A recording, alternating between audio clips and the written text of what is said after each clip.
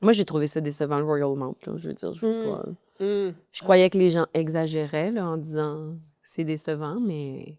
mais c'est plus décevant qu'un troisième divorce, là. Puis toi, tu sais ce dont tu Ah parles. oui. Mais est-ce que tu es allée? T'as vu? Mais oui, je suis allée pour Pistache. Je voulais lui acheter un petit sac. Tu sais comment est-ce qu'elle est, là, quand elle sort. Ah ouais, Oui. jamais léger, Ben cette non, petite chienne-là. Fait que ça prend son tout. os, Non, son non, non, os. ça doudoune, tout. Ouais. C'est la nourrice, là, qui traîne tout ça. Mais je voulais quand même quelque chose de beau. Euh, C'était pas ouvert. J'étais devant le Chanel. Ce n'était pas ouvert. Mais non, mais... Sais-tu qu'est-ce que je trouve le pire, moi, du Royal Mount? C'est le food court. Moi, je suis allée juste pour aller prendre une petite bouchée. Il y a pas de Amir. Ben voyons.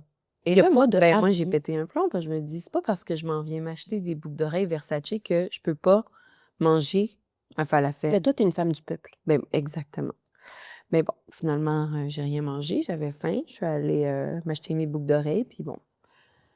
Puis magasiner sur un estomac vide, est-ce qu'il y a quelque chose de pire que ça? Ben, un quatrième divorce. Oui, ben ça, on le sait pas Ouais. encore. Ça se peut qu'il reste. Ça tourne. Dans le sens... Non, moi, je... ça... Ah! Oh, excusez. Oh, Oh mon Dieu, OK, ça tourne, attention.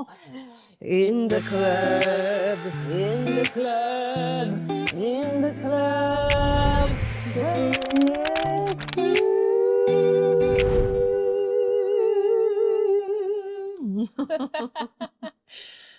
Bienvenue à In the Club de lecture, votre podcast. Podcast?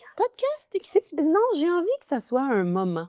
C'est pas un podcast. Un événement. C'est un moment. Ah, j'adore. Un moment. Votre moment dans votre vie où on allie littérature et chansons pop. Ben oui, et aussi cinématographie, faut le dire. Faut le dire. Il faut le dire. Faut le dire les dire. choses. Cinématographie, chansons pop, littérature, Littérature. analyse. Mhm. Parce que nous avons été touchés, bien sûr, par des textes profonds dans la littérature populaire qu'on appelle la musique. Et l'intertextualité, l'importance de ces différents textes qui se parlent entre eux.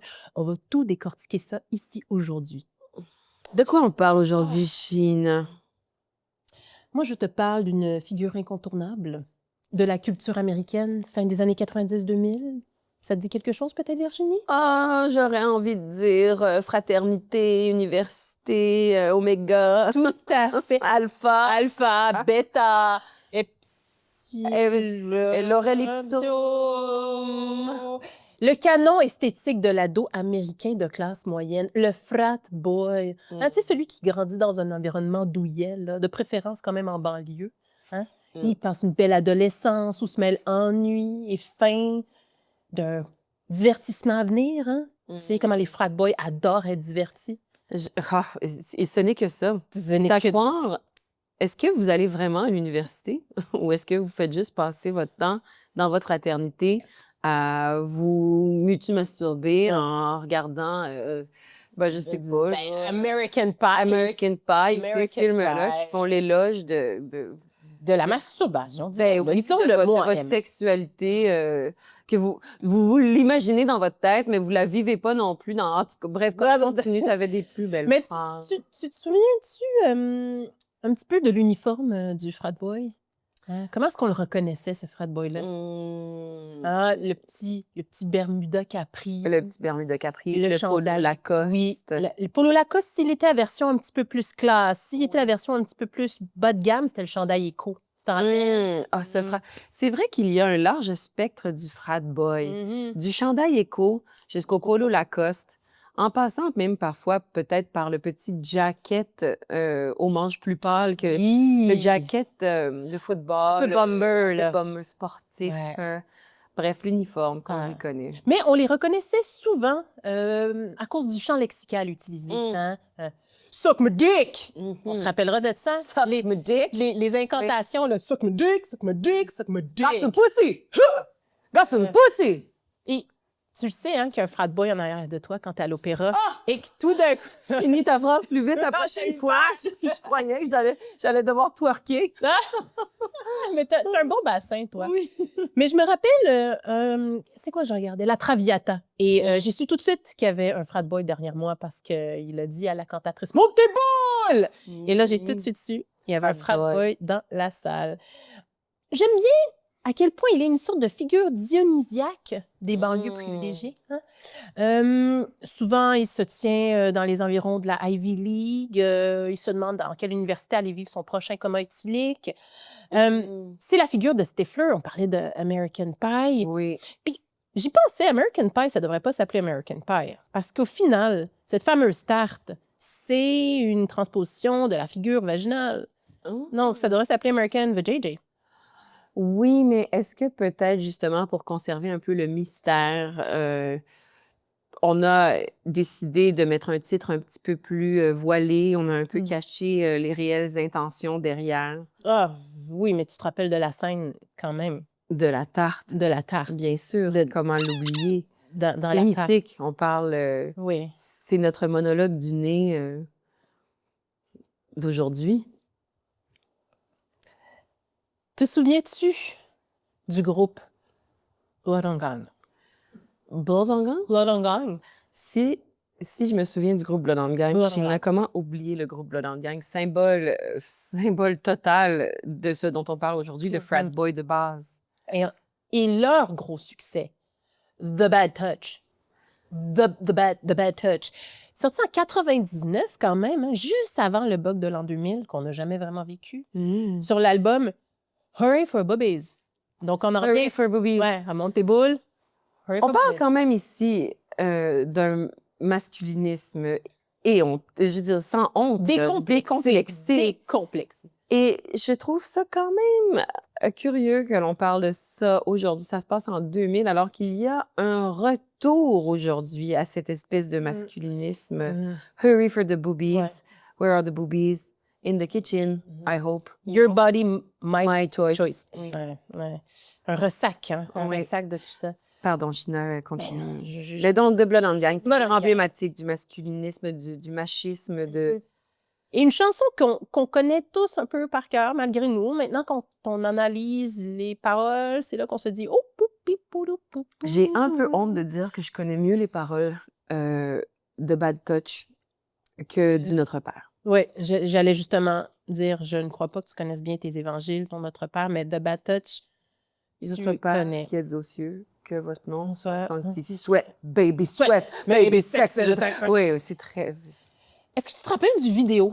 Moi, c'est le vidéo que j'avais complètement oublié, qui donne une impression d'un groupe de frat boys qui aurait infiltré une troupe de théâtre pour aller vivre un trip en Europe. Hein. Je trouve que tu es poli. Ah ben oui, je soigne mon champ lexical présentement. Moi, je parlerais d'un groupe d'hommes qui va semer la terreur, littéralement. Le début du clip, donc les membres du groupe sont déguisés en babouins et ils regardent une émission. Ils voient une émission à la Discovery Channel. Ils voient un coït et là, ce groupuscule terroriste de macaques s'en donne à cœur joie dans Paris, terrorise la ville lumière. Et là, déjà, Virginie, ça commence avec 4 jeunes femmes qui marchent. Elles sont vêtues de noir. Les macaques sont cachés. Fais attention, il y a une plante là. Il n'y en a pas de macaque derrière la plante. Mais dans le vidéoclip, ils sont déguisés en plantes. Ils sont cachés dans un buisson, déguisés en macaque. Et là, ils sortent une sarbacane et dans le cou de toutes les femmes. Elles tombent par terre et ils les enlèvent. Il y a quelque chose de presque admirable dans le fait de reconnaître. Ces hommes-là reconnaissent qu'ils vont agir comme des animaux. Ils se sont Mais est-ce que ce serait pas une espèce de façon de presque d'en s'en laver les mains, de dire désolé, nous sommes des animaux. Absolument. Nous sommes des animaux. Alors que jamais on ne verrait un macaque. Je veux dire, je ne connais pas non plus nécessairement la nature, mais il me semble que je n'ai jamais vu dans aucun documentaire animalier un macaque fabriquer une sarbacane pour ensuite endormir sa proie pour faire je ne sais quoi avec. Ah oui, parce que ça, on ne le sait pas, qu'est-ce qu'ils vont faire. Donc, dans ce vidéoclip, on met en scène des hommes qui prétendent avoir des comportements animaliers, et c'est pour ça, donc, qu'ils vont s'attaquer à des femmes, parce qu'ils ne sont que de pauvres animaux. Mais jamais, chez les animaux, on voit ce genre de comportement. Mhm. Alors, mettez vos costumes de monsieur, puis dites-le que vous voulez droguer des madames pour les violer parce que vous êtes trop laid. C'est vrai que Jimmy Pop n'est pas vargeux. Jimmy Pop étant le chanteur de... Mais ça Et il excuse rien. s'appelle Jimmy Pop. Jimmy Pop, oui.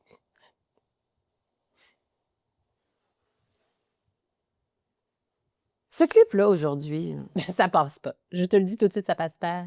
ça passe Ça pas. passe pas. Absolument pas du tout. Non. Non. Et surtout qu'après, qu'est-ce qu'ils font? Qu'est-ce qu'ils font? Ils vont accrocher des viennoiseries après une ligne de pêche et ils vont, comme ça, essayer de prendre des pâtissiers français, là, les amènent dans un guet-apens et là, on ne sait pas trop qu'est-ce qui se passe, ils finissent un petit peu dans une cage. Et ensuite, qu'est-ce qu'ils font? Ils vont devant la Tour Eiffel, ils font semblant de se mettre par l'arrière. Et ensuite, qu'est-ce qu'ils font? Eh bien là c'est la cerise sur le sundae. Un couple d'hommes. Ils s'attaquent à un couple d'hommes. Il s'attaque à un couple d'hommes. Donc, ce clip-là, plein de misogynie, d'apologie du viol, en plus de présenter des comportements très réducteurs à l'égard des Français en se disant « nous allons les attirer par des pâtisseries ». Quoique c'est délicieux. Oui, il faut le dire. Quand c'est pur beurre, c'est dur à résister. Ensuite, vont s'adonner à des blagues homophobes. Et ensuite, vont s'attaquer à une petite personne qui fait du mime. Un émeu de Marcel Marceau. Un petit Marcel. Un petit Marcel. Un Marcelito, comme on dirait en espagnol. Alors, il s'attaque à Marcelito, mais le pire dans toute cette mascarade, c'est qu'à la fin, tout le monde danse. Tout le monde suit la même chorégraphie. Un peu à la manière d'un homme qui dirait à une femme « Non, je ne t'ai pas harcelée, c'était une blague. On fait ça à On deux. niaisait. Ben oui. Ce n'était qu'une blague. Tout le monde est content, tout le monde danse, il n'y en a pas de problème. » Il y avait ça dans le clip. Pour que ensuite, dans 15-20 ans, lorsque la femme se présente en cours pour dénoncer son agresseur, on dise « Non, mais tu as eu du plaisir, tu as dansé par la suite. » Qu'une Oui, danse mais non, castrade. je cachais mon malaise. Et si tu veux que j'en rajoute, ben garde rendu là, vas-y. Marcelito, dans ce clip-là, réalise qu'il est présentement dans une chorégraphie du syndrome de Stockholm, décide de s'échapper et, un des macaques sait conduire, rentre dans une auto, le frappe et lorsqu'il est par terre, le macaque décide de s'en aller de la scène. Donc, ça finit avec un délit de fuite. Non, mais il faut aller revoir ce vidéoclip-là. Sincèrement, faut aller le revoir. Faut aller revoir ça. Il faut aller le revoir. Faut aller voir ça. Faut... Donc, faut le voir pour le croire. Quand les gens disent on ne peut plus rien dire, c'est ça qu'ils voulaient dire? Je pense qu'ils disaient qu'on ne peut plus aller jusque-là, puis ça, ils s'en ennuient grandement. Parce qu'on se rappellera des paroles. Toi, tu t'en rappelles plus que de tes évangiles, plus que du paternostère. Sweat, baby, sweat, baby, sex is a Texas. Finalement, notre père qui a d'autres sujets, je le connais peut-être. Peut-être plus, hein? Mais c'est peut-être pas vraiment mieux non plus. En tout cas. Oui, on n'ira pas là. Mais you and me, baby, ain't nothing but mammals, so let's do it like they do on the Discovery Channel. Si on se rappelle de ça. Oui, mais encore là, on accuse les mammifères d'avoir des intentions mesquines. Mais c'est de mettre aussi Discovery Channel là-dedans. Je trouve ça petit. Petit. C'est comme si on faisait une version ici, puis on voulait mettre découverte, là. Laissez découverte hors de ça, là. Ça, c'est oui, qu'est-ce que Charles Tissère vous a fait? Charles Tissère n'a rien fait. Je veux dire, vous allez blâmer Charles Tissère de vos pulsions sexuelles. Ouais. Arrêtez ça. C'est petit.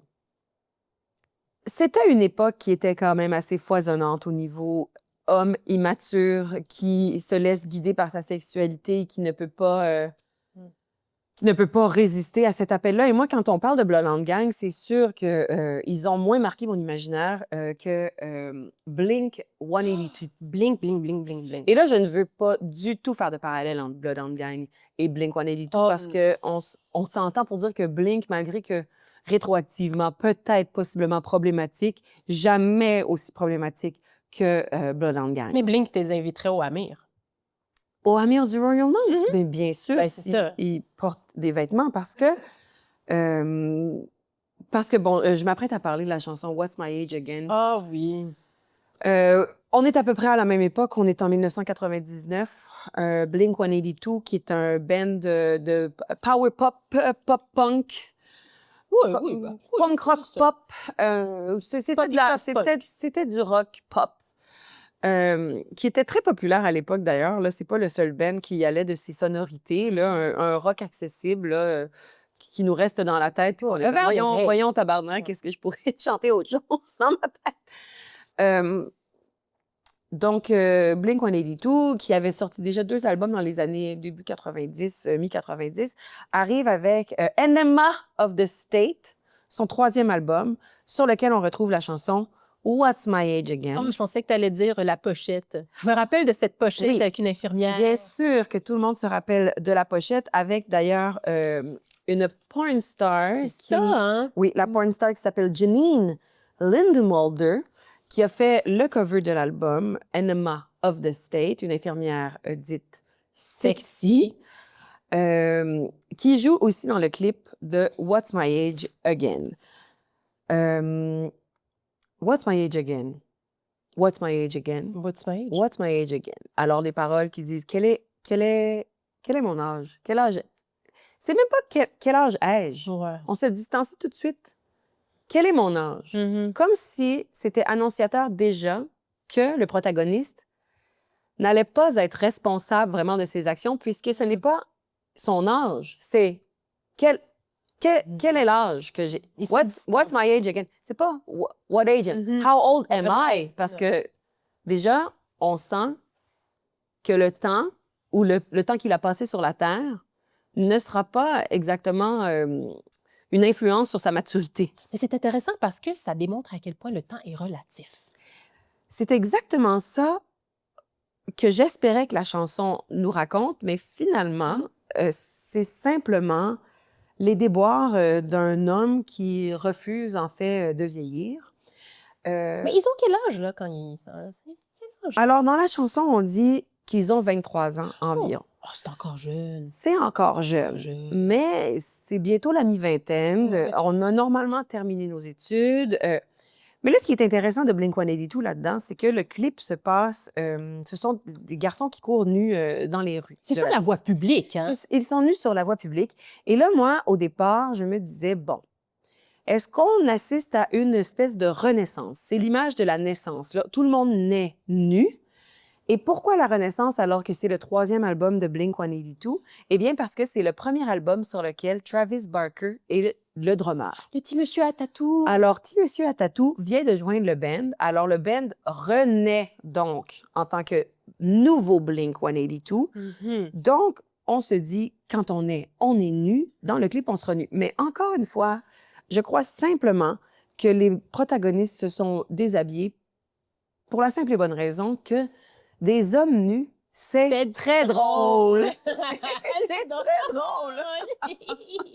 Alors qu'une femme nue se manque de respect. C'est vrai. Aïe, aïe, aïe. Non, mais tu sais, des lois universelles. Alors, donc, ce que je disais, c'est que on met en scène ici un refus de vieillir. Puis ça, un refus de vieillir, c'est quand même un peu partout dans la littérature. On pense à Régent Ducharme. Quand on pense au refus de vieillir, souvent Ducharme mettra en scène des enfants qui constatent qu'ils vont passer à l'âge adulte et c'est ce refus d'être affligé de responsabilité, c'est ce refus de devenir un adulte, de passer au monde du sérieux, c'est ce désir de rester attaché à l'enfance. C'est plutôt mourir que de devenir un adulte. C'est très occidental. Hein. Très occidental. C'est comme l'acide hyaluronique, là. Ça aussi, hein, oui. refus de vieillir. Mais ça, c'est un autre refus.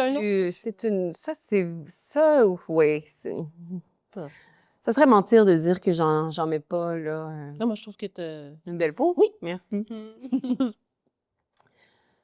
Mais donc, malheureusement, ce que je constate chez Blink-182, c'est que ce n'est pas un refus de vieillir ducharmesque, c'est vraiment simplement un refus de vieillir parce qu'on est immature, parce qu'on ne veut pas devenir cet adulte. Et puis ensuite, bon, alors je vous lis les paroles. Tout d'abord, il dit I took her out, it was a Friday. Je vais les traduire, d'accord? Alors, je l'ai sortie, nous sommes sortis, c'était vendredi soir. J'ai porté une autre cologne, to get the feeling right, pour L'ambiance. l'ambiance. Ouais. L'ambiance, c'est, comme Pour- diraient les Français. Oui. Nous nous sommes mis à nous embrasser. Elle a enlevé mes pantalons et j'ai allumé la télévision. Ben, Et ça, c'est à ce moment-là qu'elle est partie. C'est à ce moment-là qu'elle est partie. Bon. Pourquoi? Pourquoi il a allumé la télé? Pourquoi? Exactement. Et là, il blâme son immaturité. C'est-à-dire que lui, au lieu de vivre un beau moment avec sa dulcinée, il a décidé d'allumer la télévision alors qu'elle s'apprêtait à lui offrir le plus grand des cadeaux. Mais un petit pipeau? En fait, la poésie ne le dit pas exactement, mais on peut s'imaginer comme elle lui a enlevé ses pantalons, qu'elle s'apprêtait. Je veux dire, c'était pas pour faire le bord. Et donc, là, il dit « Personne t'aime quand t'as 23 ans, nobody likes you when you're 23, et que t'as plus de plaisir à regarder des émissions de télé stupides. » Bon. Moi, ce que j'aimerais remarquer, par contre, là, dans ce que je viens de lire, là, voyez-vous qu'elle a enlevé ses pantalons. Il a allumé la télé. Elle a remarqué son manque d'intérêt pour la sexualité. Et au lieu d'essayer de le convaincre, de continuer à faire la sexualité, elle est simplement partie. Est-ce que ce n'est pas une notion de consentement, à même les paroles de Mark Hoppus, le chanteur de Blink-182? Ah, j'ai cru que tu parlais de la STM. Tout d'un coup, j'étais comme... Ma carte Opus. Où est-ce qu'on est rendu? Mark Hoppus. Ouais. Ma carte Opus. Oui, c'est Mark Mark Hoppus, Hoppus. ma carte Opus. juste aller vite. Non, c'est pas de ça que je parlais. Non, mais c'est fou que quand même dans ce cerveau sous-développé, avec un lobe frontal pas encore terminé, l'homme est capable de faire « Hey, cette femme-là, elle a quitté la pièce quand j'ai allumé la télévision. Elle a remarqué mon non-consentement à cette sexualité et au lieu de me forcer, elle est partie. » Et là, bien sûr, il est déçu. Mais on prêche par l'exemple. Hein. Elle n'a pas de consentement, on part. On part, exactement. Facilement. Alors même la femme, dans son histoire inventée, là, elle respecte le consentement. Alors incroyable. L'homme est complètement perdu dans cette histoire-là. Là, aussi. Et là, lui, il blâme, il dit, bon, personne t'aime quand t'as 23 ans, personne t'aime quand t'as 23 ans. Non, mais ça peut juste venir d'un jeune homme. C'est pas c'est quoi être une femme ménopausée. Exactement. Et parlant de jeune homme qui ne sait rien, là, Mark Hoppus s'est vanté avoir écrit cette chanson-là en 5 minutes. Ah! 5 minutes! Et moi, plus je lis les paroles, plus je me dis, c'est... Ça sent 5 minutes? Ben oui, c'est ça. T'avais pas besoin de le dire. On dirait qu'on le savait. Est-ce qu'il a écrit quand elle avait 23 ans? Semble-t-il, c'était... Je sais pas exactement quel âge il avait, là, mais il dit « Nobody likes you when you're 23 ». Alors, encore une fois, c'est l'histoire d'un homme qui se déresponsabilise. Il se déresponsabilise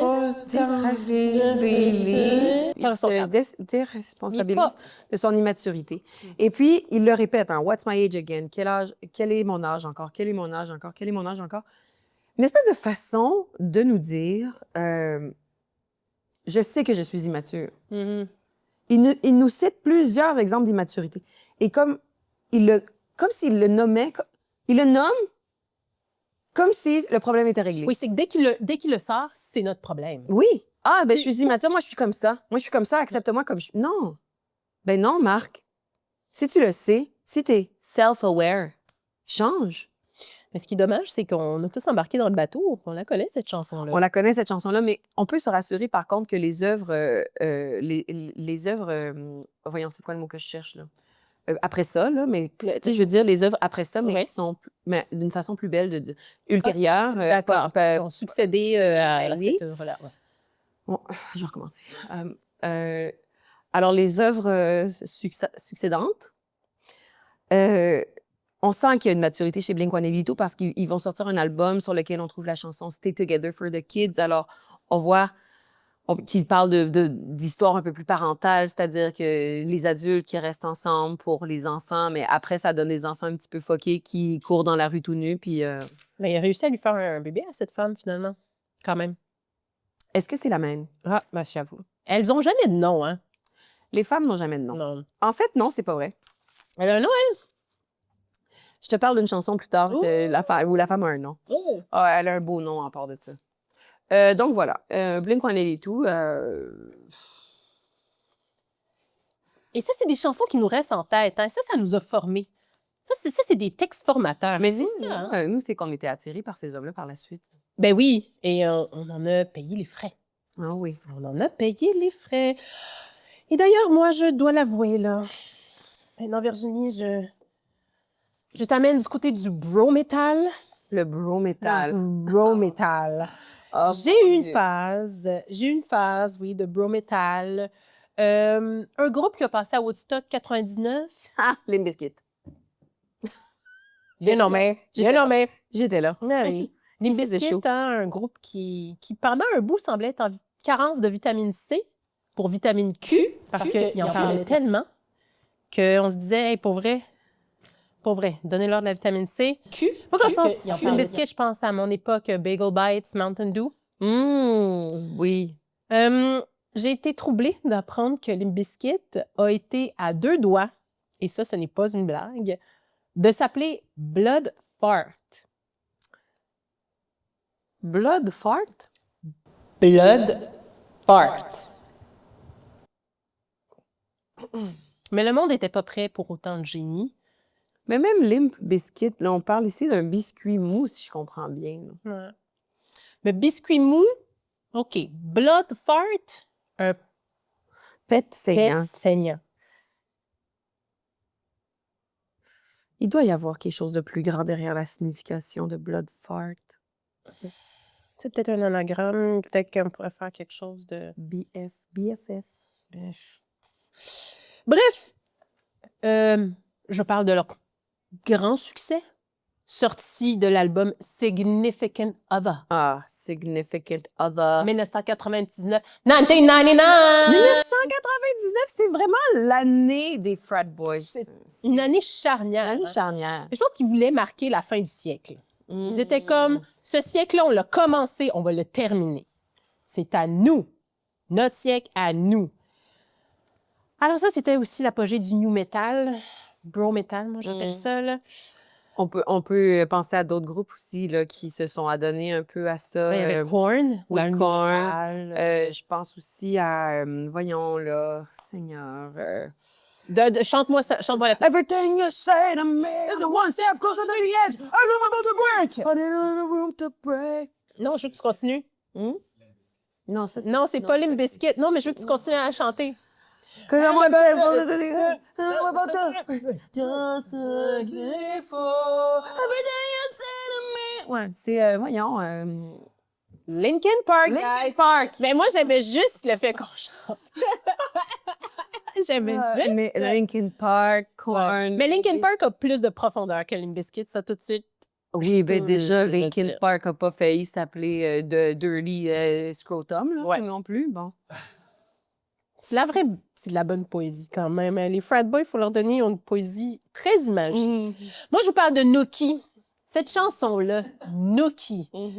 Et encore une fois, moi, je m'intéresse au vidéoclip parce que dans le cas de Limp Bizkit, ce vidéoclip-là est très annonciateur de bien des choses. Bon, alors, qu'est-ce que c'est que l'histoire de Nookie? L'histoire de Nookie, c'est Fred Durst qui a une blessure d'amour. Et quand Fred Durst tombe en amour, il tombe en amour pour vrai. Oui. Et quand il a de la peine, il a beaucoup de peine. OK. Bon, alors, sa blonde est partie avec sa paye, elle couche avec ses amis, elle avait un agenda caché. Et ça, il le prend vraiment, vraiment pas bien. Et on commence ce vidéoclip. Fred Durst se promène dans la rue avec un manteau, vraiment un gros manteau d'hiver. Il a l'air de pas faire fret, sincèrement. Je sais pas pourquoi il a Il a un là-dedans. manteau d'hiver, mais il arbore simplement une casquette, il me semble. Ah, la fameuse casquette. C'est la rouge. casquette, sa première histoire d'amour, la casquette La de Fred casquette. Durst. Mais parce qu'une casquette, ça ne te trahit pas. Non, ça ne te trahit pas, même qu'il nous donnait l'impression qu'il avait des cheveux en dessous puisqu'il laissait 2 petits favoris ici. Et dès qu'il enlevait sa Ouais. casquette, ben, Où est le reste? rattaché à quoi? Ouais. Où est le reste? On l'a jamais vraiment su. C'est un autre mystère qu'on devrait Oui. creuser. Mais ce qui est intéressant avec ce clip-là, c'est à quel point Fred Durst veut montrer à cette fille-là qu'elle manque de quoi. Et là, il se promène dans la rue. Et là, il y a plein de femmes, de belles femmes. Je vous le dis tout de suite, elles ont toutes un IMC entre 22 et 23. OK? Toutes jeunes, toutes branchées. Et là, dès que Fred Durst passe, c'est comme s'il y avait du axe. Elles sont toutes attirées vers Fred Durst. Puis même Fred Durst est comme « Quoi? Je me fais suivre! » Il comprend pas lui-même parce que lui-même ne coucherait pas avec lui-même. Mais dans le clip, les filles veulent coucher avec lui. Et là, il se promène et il va dans un endroit secret qui est comme une ruelle où se trouve le restant du groupe. Et là, il y a les filles d'un côté, les gars de l'autre, et ils chantent la chanson Nookie. Et là, les gars font « Stick it up, yo, yeah! » Puis les filles font « Stick it up, yo, yeah! » Parce qu'il y a une chose dans cette chanson-là, c'est que Nookie, OK, la fille veut un peu enterrer la hache de guerre. Elle fait des cookies, OK? Mais Fred Durst fait comme « Non! Stick it up, yo! » Moi, j'aimerais, avant là, qu'on stick up our N'importe further, quoi. Ouais. Nookie, là, Mhm. qu'est-ce que ça signifie exactement? Ça, c'est intéressant. Parce Est-ce que le Nookie, ça serait... Est-ce que, par exemple, toi puis moi, on a chacun un Nookie? il y a des gens qui disent que Nookie serait peut-être de la fornication. Oui, OK. Donc, la Nookie, ça serait comme l'idée de forniquer. Oui, C'est du pas frottement. mon petit Nookie là, que moi, j'ai dans mes culottes. Non, c'est pas ton Nookie où est-ce que... Ça, ça serait... Mais puis le cookie... Parce que moi, comment j'interprétais cette chanson-là? Vas-y. I did it all for the Nookie, Mhm. so you could get that cookie. cookie. Je croyais que le cookie, c'était C'était plutôt son cookie. Son cookie à lui. Oui. Et que le Nookie, c'était... C'était mon le Nookie. Mon Nookie. JJ. Moi, j'ai un Nookie, puis c'est comme... Mais ce sont des paroles obscures, dans le fond. À ce niveau-là, c'est obscur. Je suis allée loin dans Reddit pour voir de quoi... Reddit, qui est un peu le dictionnaire, Oui, l'espèce de open source d'informations. c'est comme Wikipédia en chat. On a accès autant des érudits que Mais des moi, adolescents. Ouais. Puis oui. C'est où est-ce que le vrai monde se parle, Oui. je crois. Où est-ce qu'il n'y a pas de censure à ce niveau-là. Mais personne ne le savait vraiment. Je t'avouerai que personne ne le savait. Bref, tout ça pour dire que ce qui est intéressant avec ce vidéoclip-là, c'est que, sans s'en rendre compte, Fred Durst devient une sorte de Don Juan, comme ça, hein, parce qu'il a comme repris le pouvoir. Hein, parce que cette femme lui avait enlevé du pouvoir, mais là, il l'a repris en disant remets-toi le cookie dans le Et tout ça, là, ça lui donne une force d'attraction qui fait en sorte que toutes ces femmes veulent aller vers lui. Et Ça crée une commotion aussi. ça, oui. Ça fait le bordel dans la ville, à un Mhm. point tel que... La police débarque. Oui. Mais tu sais, qu'est-ce qui est intéressant là-dedans? Oui. Je crois que je le sais. C'est que Fred Durst, son beau-père, c'est une police! Oui, je savais. Non, mais ça hein? C'est freudien, tout ça, là! Hein? Le papa qui vient l'arrêter parce qu'il y a trop de pouvoir tout d'un coup. Il y a quelque chose de... Hein? Mais est-ce que c'est vrai le mythe de ce clip-là, comme qui raconte... Parce qu'on raconte autour de... Moi, je suis pas allée très loin dans Reddit. Je suis allée au début, puis je suis genre, oh, il y a trop d'affaires. J'ai eu peur. C'est vrai, ça fait Et on raconte que la police s'est réellement pointée sur le tournage du clip. Il y a réellement eu des arrestations. Est-ce que c'est vrai? Moi, j'ai lu, moi aussi, que c'était réel, Oui. tout ça. Et c'est pour ça que je me pose la question si quelque part Fred Durst voulait pas avoir aussi l'amour de son père. Beau-père. De son beau-père? Mais tu sais, c'est peut-être le seul père qu'il a. Mais de son ex-beau-père, finalement. Non, son beau-père dans le sens le mari de sa mère. Ah! Ce beau-père-là. Non, pas Pas le le beau-père de la fille qui a ruiné sa vie. Non, là, non. puis, OK, ce beau-père.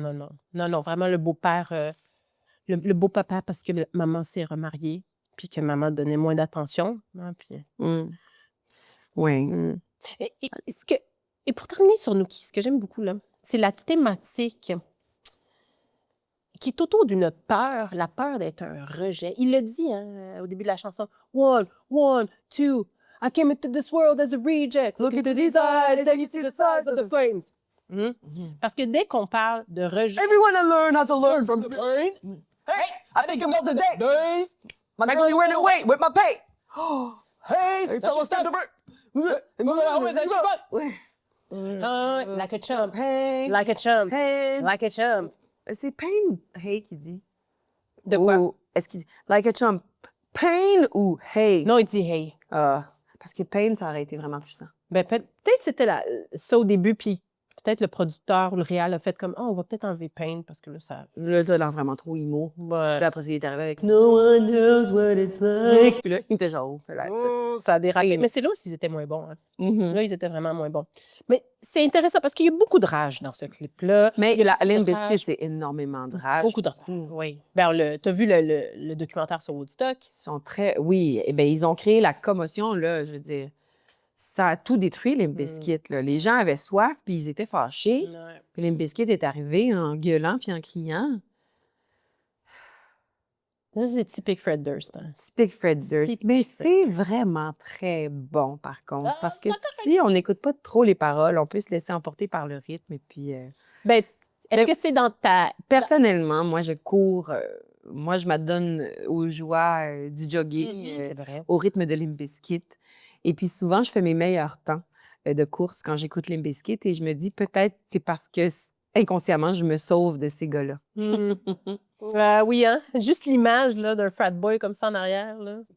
Bon, je sais pas si tu te rappelles tout à l'heure, China, je te disais que ces femmes-là avaient parfois des noms dans les chansons, parce que là, on vient de parler de 3 chansons où les hommes reprochent quelque chose à une femme dont on ne connaît pas le nom. J'ai envie qu'on termine ce segment Frat Boy par une chanson de 2003.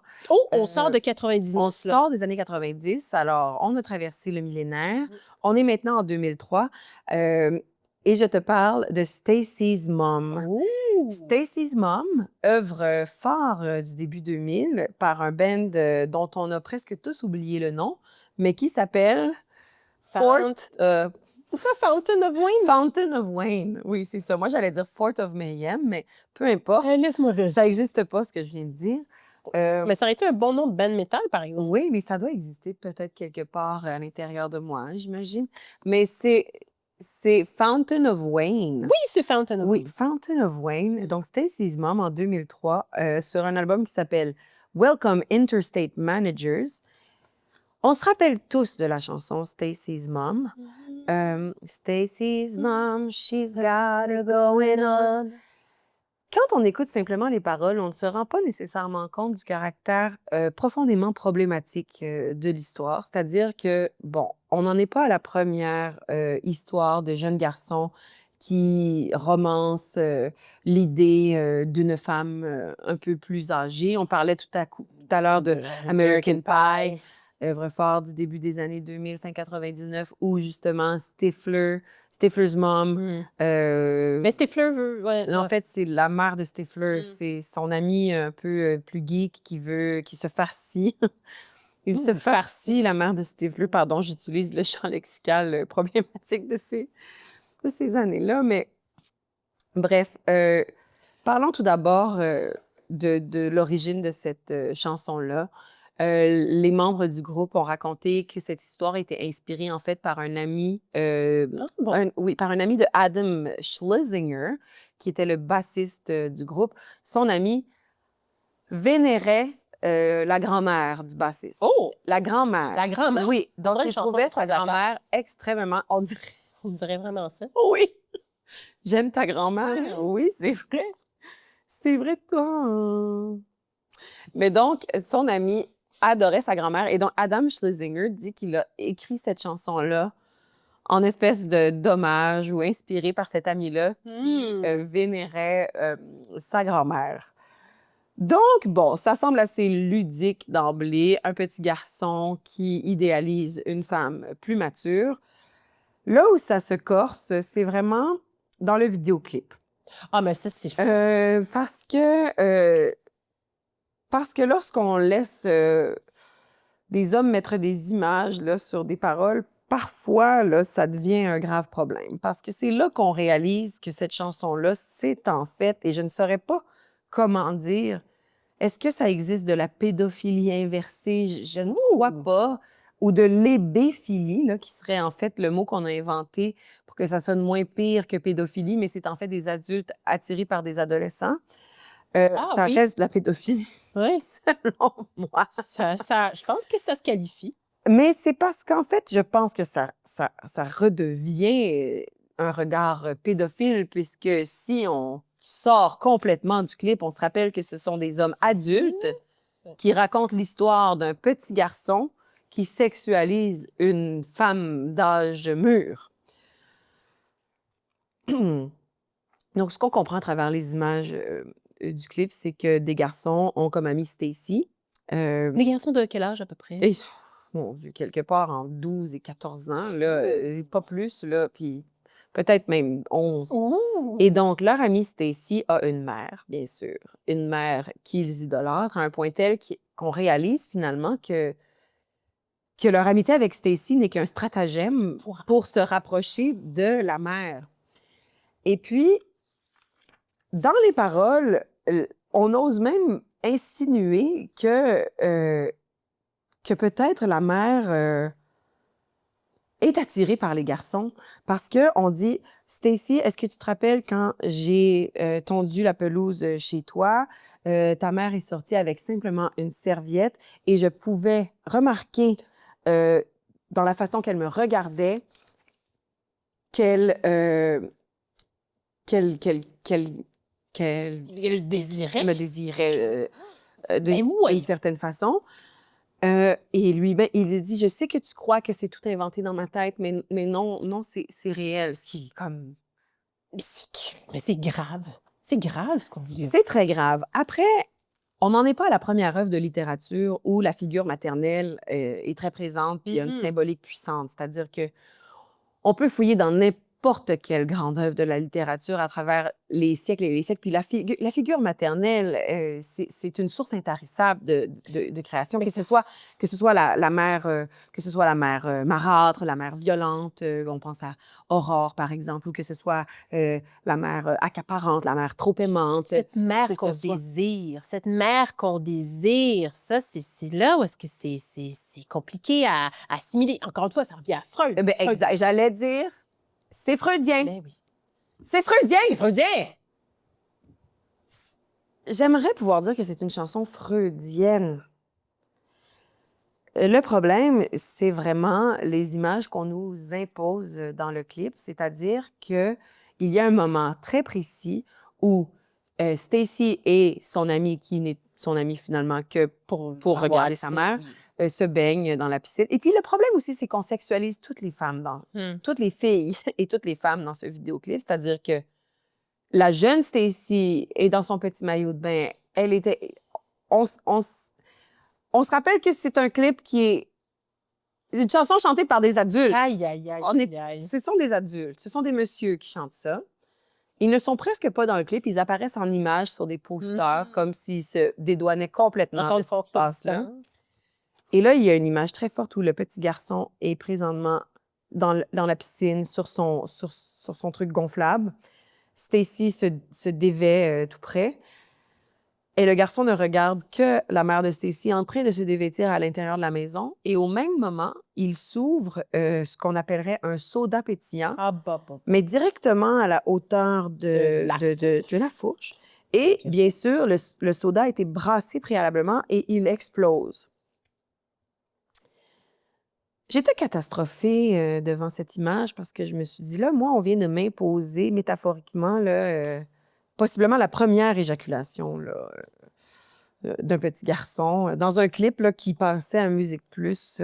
Mais dans la tête, probablement, du réalisateur, je suppose qu'il s'agit d'un réalisateur. J'ose imaginer. Cette personne-là se dit quelle agilité et quelle finesse que d'avoir mis cette image-là. Ah, on vient encore à American Pie, hein, La finesse, eh bien, bon, après, je ne veux pas non plus reprocher à ce band d'avoir été trop problématique parce que je dois admettre que le clip passe le test de Bechdel. Quoi? Oui. Parce qu'il met en scène plus d'une femme, des femmes qui se parlent entre elles et pas nécessairement dont le sujet de conversation n'est pas nécessairement Des hommes. des hommes. Oui. Parce qu'au tout début du clip, là, la mère vient chercher sa fille et sa fille entre dans la voiture et on peut s'imaginer qu'elle parle de devoir. Oui, mais il y a le male gaze, par exemple. Effectivement. Malheureusement, là où le clip échoue possiblement le test de Bechdel, c'est que vraiment, ces deux femmes-là sont racontées à travers le regard des hommes. Malgré tout, on a quand même eu du plaisir à écouter toutes ces chansons-là. Ça serait mentir là, de dire que ce ne sont pas toutes des chansons qui sont sur ma playlist de jogging. J'ai ici ta playlist qui s'intitule Guilty Pleasures. Non, ça s'intitule Course et pop. Ah,